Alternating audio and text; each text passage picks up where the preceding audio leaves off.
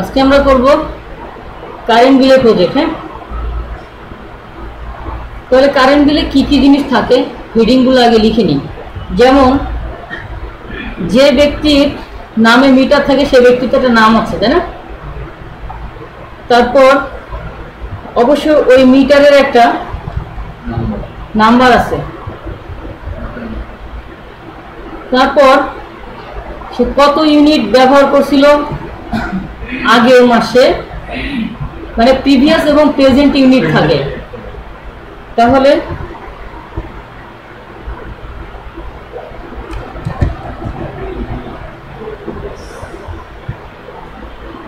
Previous dot U লিখছি। হ্যাঁ, previous unit, আর এখানে লিখছি প্রেজেন্ট,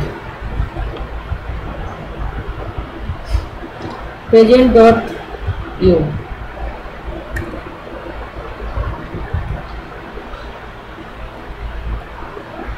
বড় করে নিলাম জায়গায় এই ঘরটা, ঠিক আছে? কলামটাকে একটু ফাঁকা করে নিলাম, পারি তো এটা?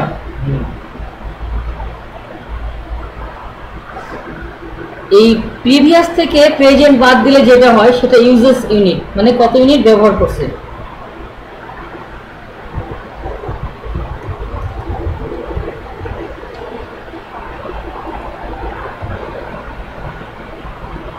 নিট বিল,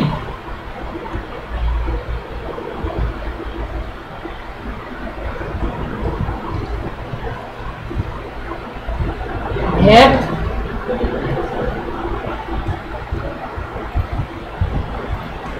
টোটাল বিল। এটা হচ্ছে এটার ফরম্যাট। শুধু মনে রাখতে হবে যে আমরা যখন রেজাল্ট শিট করছিলাম সেখানেও মনে রাখার বিষয় ছিল, তাই না? যে স্টুডেন্টের নাম থাকবে আর যে কয়েকটা সাবজেক্ট থাকবে।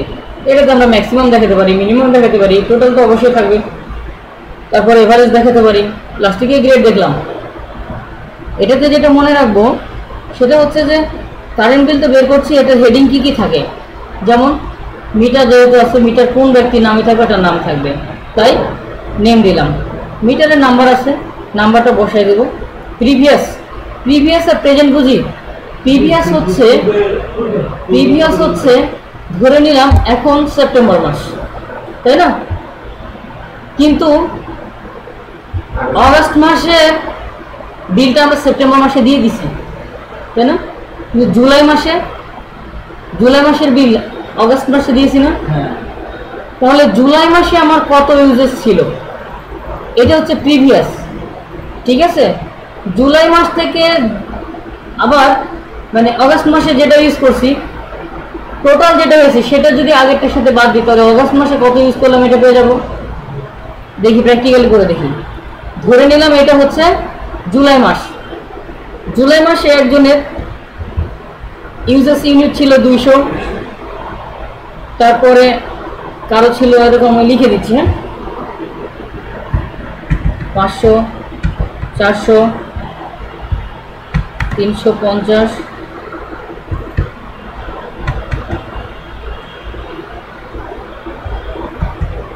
এরকম ছিল প্রিভিয়াস ইউনিট। মিটার নাম্বারগুলো বসিয়ে দিই।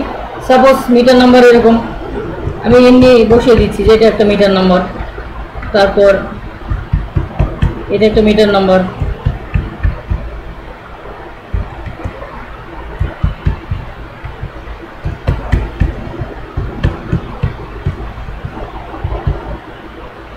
সেই পর্যন্ত নিচ্ছি। সাপোজ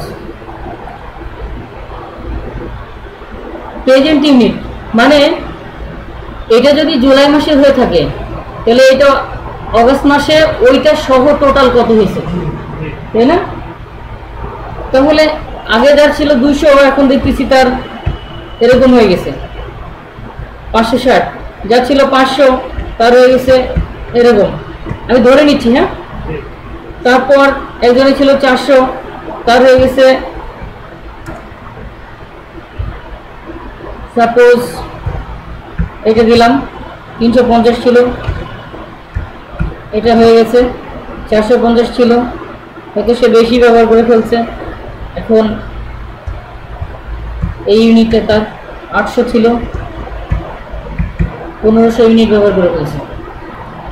এখন আমি যদি এইটা থেকে এটা বাদ দিই, মানে প্রেজেন্ট থেকে প্রিভিয়াস বাদ দিই, তাহলে আমি ব্যবহার করলাম কত পেয়ে যাবো না? কোন মাসে? অগস্ট মাসেরটা পাবো। ক্লিয়ার? তাহলে এখানে সূত্রটা হবে ইকুয়াল, বাদ দিব কোনটা থেকে? প্রেজেন্ট থেকে প্রিভিয়াস বাদ দিব। অনেকে আমার কি করে, এই প্রিভিয়াসটা দেয় বেশি আর প্রেজেন্টটা দেয় কম। এটা কখনো হওয়ার সম্ভাবনা আছে? আপনি যেটা ব্যবহার করে ফেলছেন ওটা কি আর মাইনাস হওয়ার সম্ভাবনা আছে? ওইটা থেকে বাড়বে। আমি যদি আজকে 1 ইউনিট ব্যবহার করি, কালকে যদি 1 ইউনিট থাকতো তাহলে আজকে 2 ইউনিট হবে। বুঝেন নাই? এটা তো ধরেন আপনার প্রিভিয়াস মাস মান, ওখানে আমি 200 ইউজ করব, পরের মাসে আমি ধরেন 100 ইউজ করছি। হ্যাঁ, তাহলে মানে টোটাল 300 হয়ে যাবে। না, বাদ দিলে তো 100 হবে। এখন তো আমরা বাদ দিয়ে ইউজেস ইউনিটে পাবো, যে আমরা ব্যবহার করলাম কত, তাহলে ব্যবহার করছি সেটা পাবো। সেটা তো আপনার 100 হয়ে যাচ্ছে। তখন তো আমরা প্রিভিয়াস থেকে আমরা প্রেজেন্ট ইউনিট বাদ দেব, 200 100 হয়ে যাবে। প্রিভিয়াসের সাথে যেটা প্রেজেন্ট আছে সেটা অ্যাড হয়। এখন যেমন একজনের আছে 200 ইউনিট, এর 560 হওয়া মানে কি? অবশ্যই বেশি ব্যবহার করছি। এ ব্যবহার করছে না? এখন যদি 560 থেকে 200 বাদ দিই, তাহলে ওইটার 200 ইউনিটের টাকা তো পরিশোধ আছে। এই 200 ইউনিটের টাকা পরিশোধ আছে না? এইটার থেকে ওইটা বাদ দিলে পরে আমি কতটুকু ব্যবহার করছি সেটা পেয়ে যাব। কনফিউশন এখনো? এখন আমি যখন 200 ইউনিট ইউজ করছি, মানে প্রিভিয়াস মাসে দিয়ে তো আমি বিল দিয়েই দিছি। তো এটা কি মিটার থেকে মুছে যায়? না মুসলিম কোনো ওদের তো আর মানে বাদ করতে দেবো, মানে আমি প্রেজেন্ট হিসেবে আমি 560 ইউনিট ইউজ করছি, তখন তোমার 560 ইউনিট টাকা দিতে হবে না। 560 হচ্ছে এই 200 ধরে টোটাল।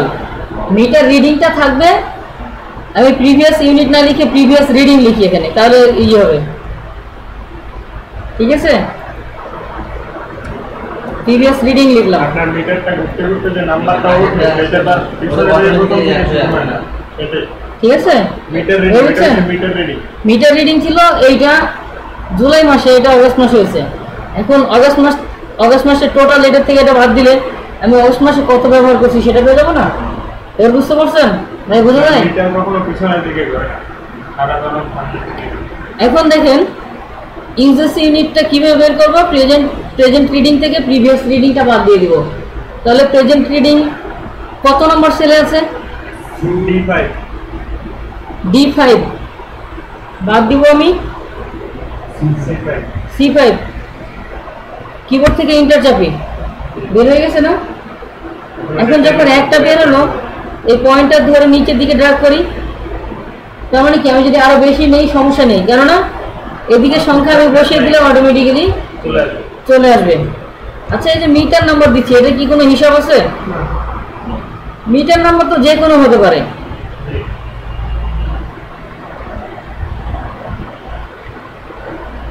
নিট বিল বের করবো। এবার নিট বিলে যেটা করব সেটা হচ্ছে যে শর্ত দেয়া থাকবে। সাপোজ এখানে লিখে দিই শর্তগুলো।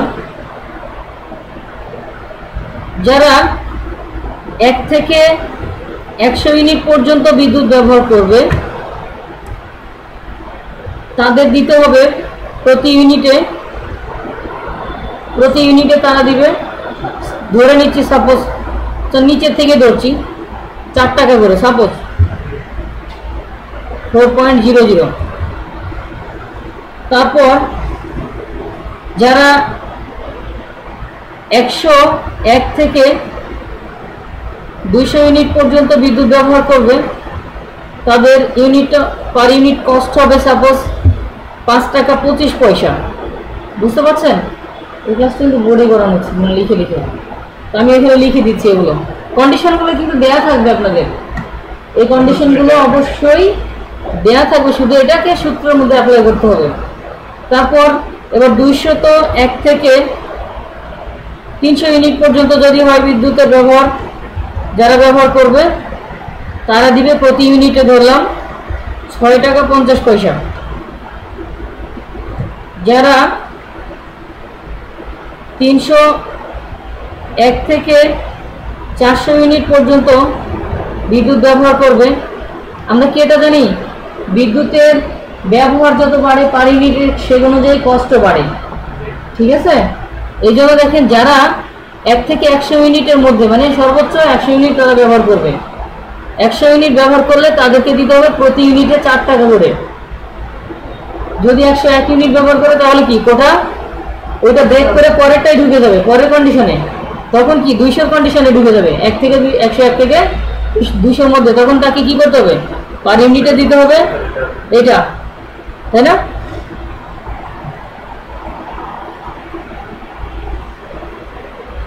তাহলে 400 ইউনিটের মধ্যে হয় তাহলে প্রতি ইউনিটে দিতে হবে সাপোজ, হ্যাঁ বললাম আমি তো সবগুলো ধরে নিয়ে করছি তাই না, এটা তো নির্ভর করবে তাদের উপরে, তারা তো কন্ডিশন দিয়ে দিবে। এভাবে 401 থেকে 500 ইউনিট পর্যন্ত যাদের বিদ্যুতের ব্যবহার তারা দিবে প্রতি ইউনিটে ধরলাম 8 টাকা। 500 থেকে একবারে 1000 এবার হ্যাঁ এমনও হতে পারে 501 থেকে 600 ইউনিটের মধ্যে যাদের বিদ্যুতের ব্যবহার, আমি ভেঙে ভেঙে করছি, হ্যাঁ, তারা দিবে প্রতি ইউনিটে সাপোজ 9 টাকা 25 পয়সা। এবার আরেকটা কন্ডিশন লিখছি যে 700 601 থেকে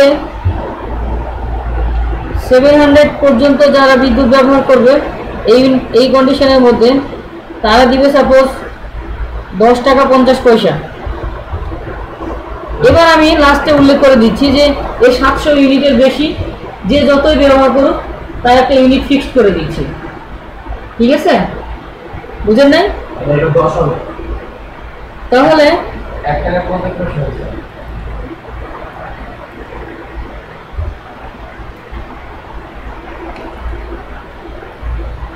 কন্ডিশনটা এখানে লিখে দিয়ে এগুলো যে এটা ছিল সব লেস দেন, এর কম হবে অথবা এর সমান হবে, এই কন্ডিশনটা অ্যাপ্লাই করবো সূত্রের মধ্যে।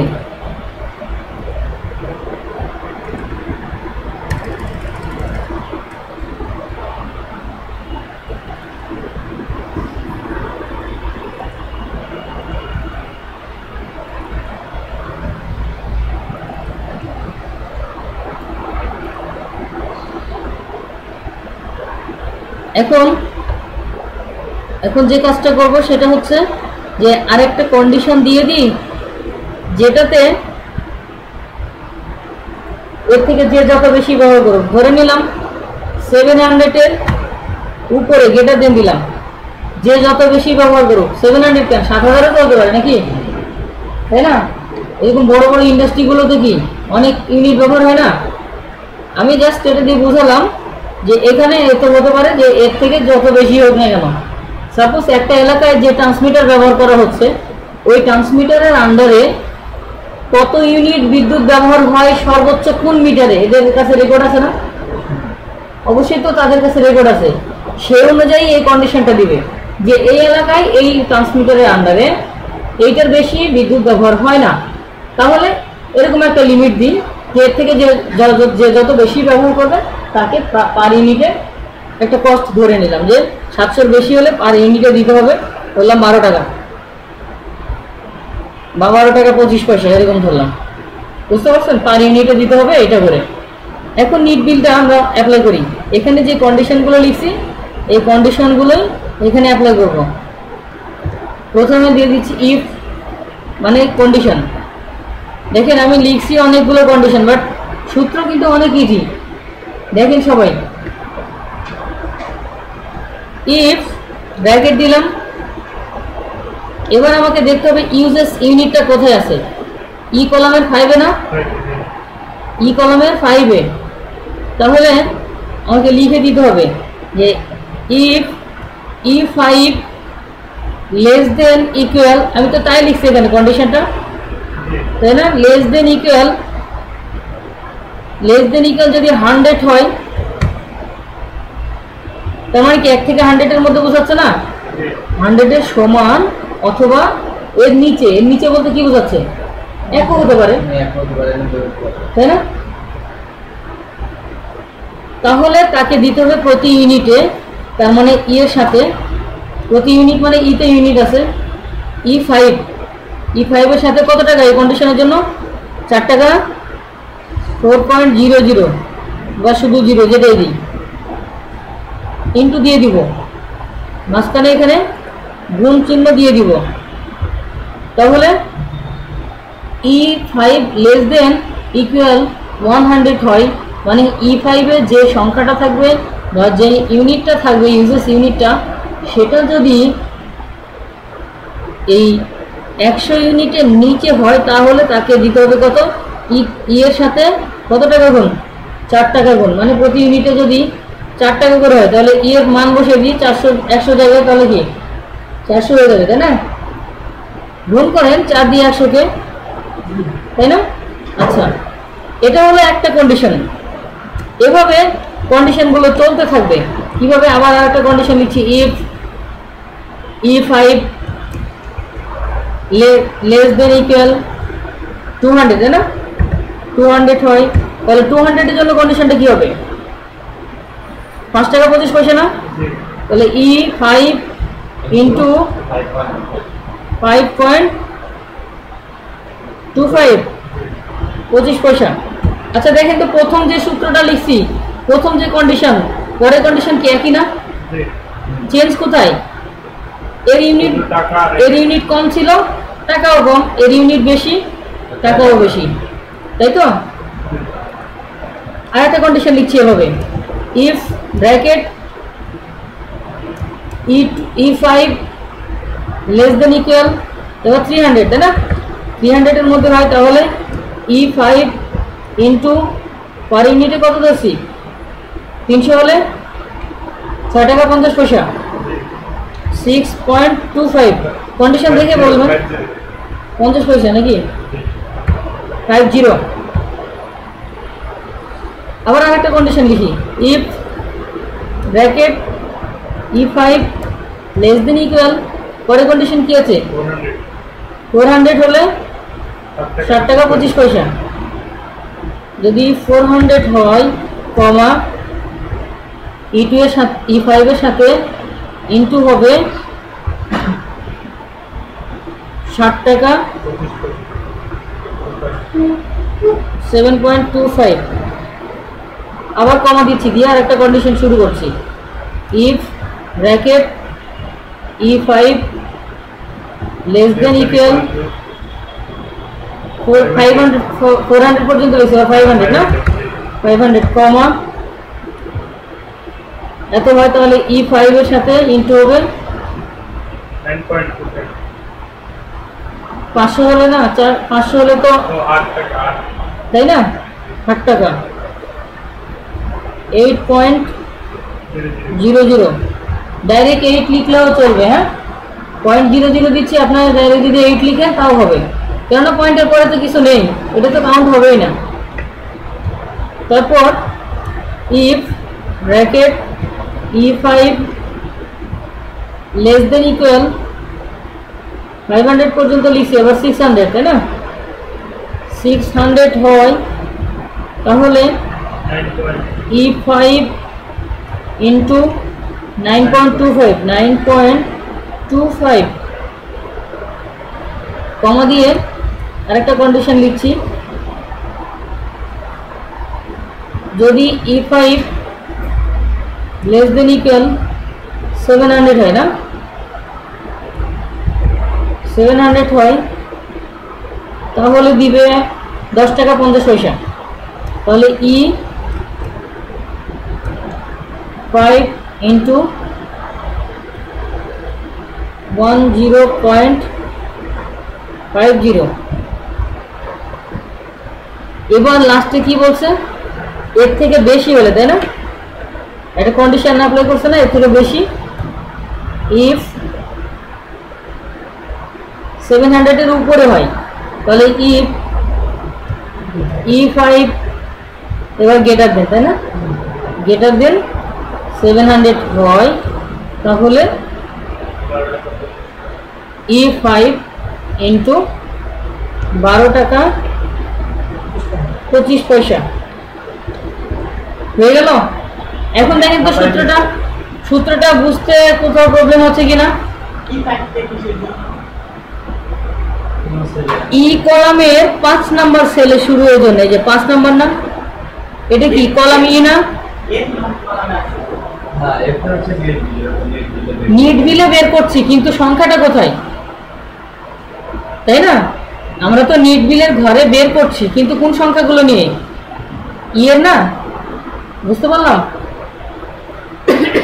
আচ্ছা, আমরা রেজাল্ট শিট যখন তৈরি করলাম তখন যতগুলো কন্ডিশন ছিল ততগুলো ব্র্যাকেট লাস্টে গিয়ে শেষ করছিলাম, তাই না? সেম নিয়ম দেখেন, যতগুলো কন্ডিশন আমি লিখছি ততগুলো কন্ডিশন কিন্তু ব্র্যাকেট দিছি আমি, লাস্টে গিয়ে ব্র্যাকেটগুলো ক্লোজ করে দিব। 8টা কন্ডিশন না, এই যে ই পাশে এরকম 8টা দেখেন, 2 3 4 5 6 7 8, তাই না? 8টা ব্র্যাকেট ক্লোজ করে দিই। কিবোর্ড থেকে এন্টার চাপলাম, প্রথম জনের নিট বিল বের হয়ে গেছে। এখন এটাকে ড্র্যাগ করে নিচের দিকে নামাই, পেয়ে গেলাম। এবার ভ্যাট বের করছি, ভ্যাটটা বের করতে হবে নিট বিলের থেকে। নিট বিলের কত পার্সেন্ট ভ্যাট? সাপোজ এমন হতে পারে 5% 7% ভ্যাট, ঠিক আছে? আচ্ছা দিলাম আর কি নিজেরা, এটা তো কন্ডিশন দেওয়া থাকবে। হ্যাঁ, বললাম 7.5% ভ্যাট হলো, বললাম তাহলে 7.5%। এখন নিট বিলটা কোথায় আছে? F5 এ না? এবার F5 নিয়ে কাজ করব। তাহলে F5 ইন্টু কত পার্সেন্ট? 7.5%। সাপোজ পার্সেন্টেজটা দিয়ে দিব। খুব কঠিন সূত্র, অনেক সহজ। হ্যাঁ, এন্টার চাপি,